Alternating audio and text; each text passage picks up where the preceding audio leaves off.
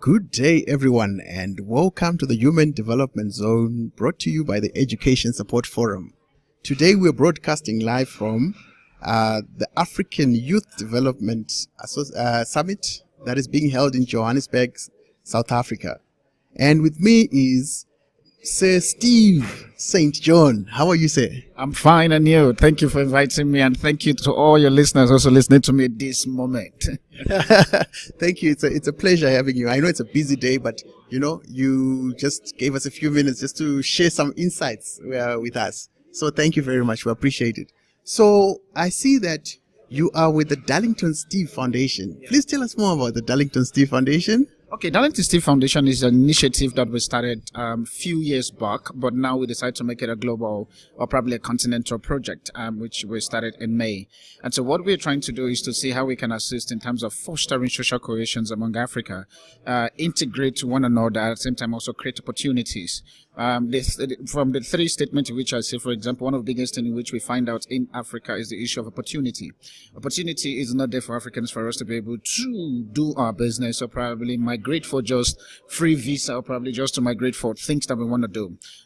You then get to see that, especially on the opportunity side, you go to a particular country or you as a citizen of a country, you don't then know what to do. So how then do you access opportunities that you can then enjoy? It's something that we as the Darlington Steve Foundation is helping you to do. And also in terms of social, fostering social cohesion.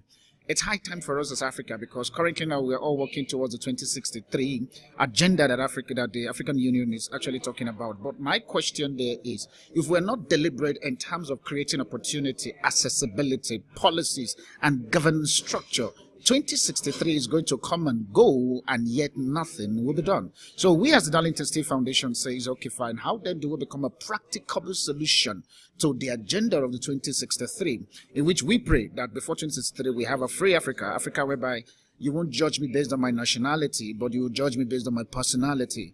And one of the things in which we preach as the Darlington Steve Foundation is we look forward to the day when I can invite you to become a commissioner or probably a local government chairman in Ghana, not because you're from Ghana, but because you can do the job properly in Ghana.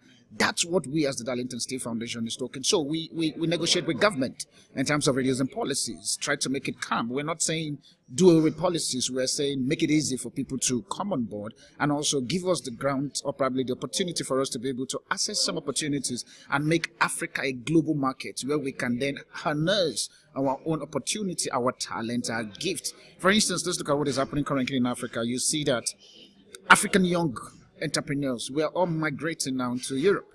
The question now, that's talent that is leaving the continent to go and upgrade another continent at the expense of our own forefathers who fought for the freedom of this continent. I think that's just what I'll say for now about Darlington Steve Foundation. So no, that's quite profound. It's a real problem that you're solving, because I mean, right now this week I've been talking to a number of entrepreneurs who were supposed to be in South Africa for the various programs that are going on around the Global Citizen event.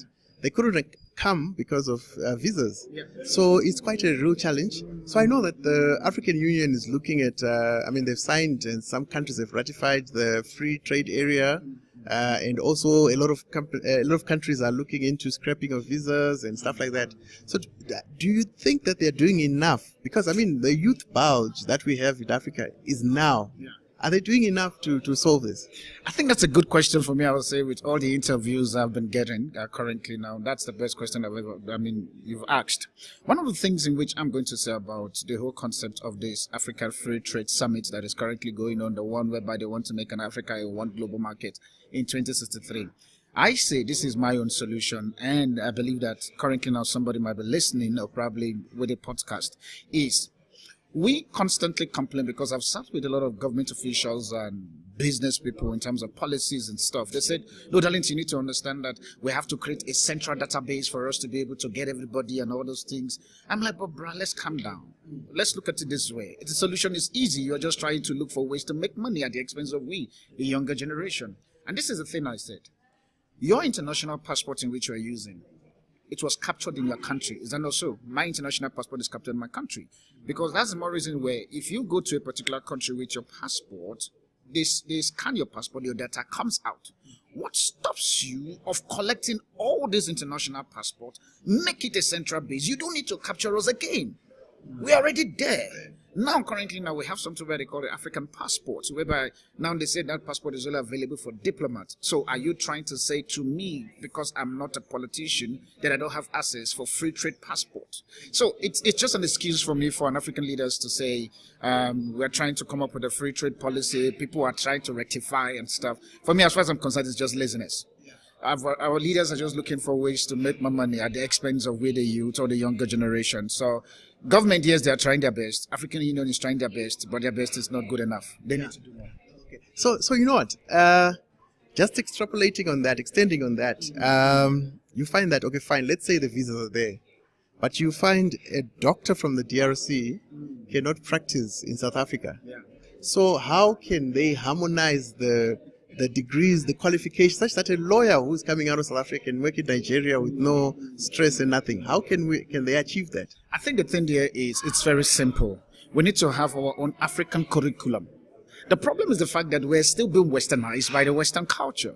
Education in which we're using currently now, let's look at it. Education doesn't give us a practical solution about our continent. If you look at it properly, you wonder, okay, fine, a doctor in Nigeria or a doctor in DRC Congo, like you say, they practice effectively outside of the continent. How come we can't practice in our own continent?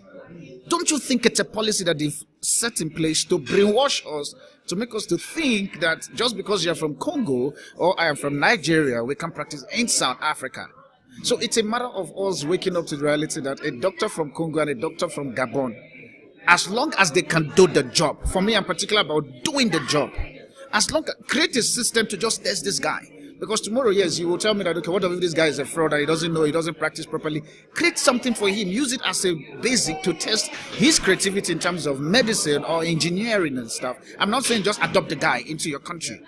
There must be a test product, but don't make your test product like infinity. Where if this guy, you know that this guy is fine. Like, for example, talking about doctor, I have a couple of doctors of my friend, well-known doctors practicing in Nigeria, but they came into South Africa. Some of them has washing company. Some of them are into food retail business because why? There is a particular document that they hold against them. And they've done the exam almost more than 5 times. I can mention name. And yet the system is still putting a benchmark on them. So do you want to tell me, now this is the funny thing, they go back to the country of Nigeria. In fact, I even have one in Ghana. They will call him from South Africa to go back to Ghana to go and perform a surgical operation. He will go back, do what he needs to do, come back to South Africa, and yet he just owns a food chain in South Africa. Because he can't practice based on policies that he put in place. So tell me, that's quite interesting, eh? And we're losing this talent. Either they go overseas or they are in here in Africa, but they can't practice in their own mother continent.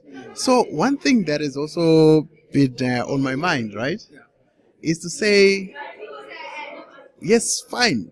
We are coming up with these white papers, these policies, free trade area and harmonization of what, but have the fundamentals changed that they allow us to actually achieve an execution of these policies? Because you find we can write a law to say today you're no longer going to eat, but the fundamentals dictate that you're going to eat. You're supposed to eat. So our behaviors, our characters, our cultures, our interconnections, do you think they've changed fundamentally? The xenophobia and everything. I think the core there is we as Africa, we need to deal with what I call the Afrophobia mentality that is happening elsewhere. I think I remember I was speaking to a particular media platform, and I said to the media platform that the biggest struggle in which Africa we are facing is identity crisis. We seem to believe that our identity is from the approval of our colonial masters.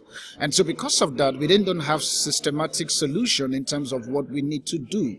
For instance, now I'll give you an instance. You get to see that when it comes to the issue of the colonialism we're talking about, if a white man does not endorse your project, to you find it that is a failure.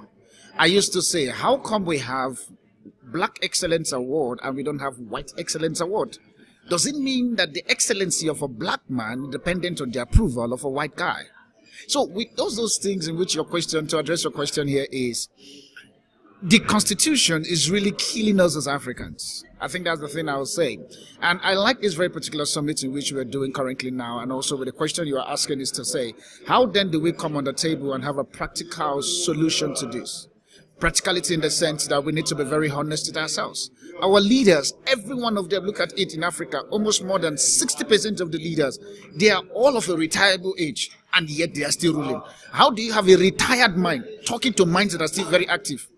Actually, in Nigeria, I hear Buhari is running again.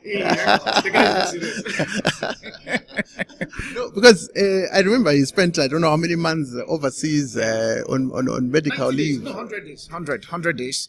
He was there 100 days trying to fix his ear. If your ear is giving you a problem, why don't you leave and put somebody who has good ears so that they can hear the needs of the people?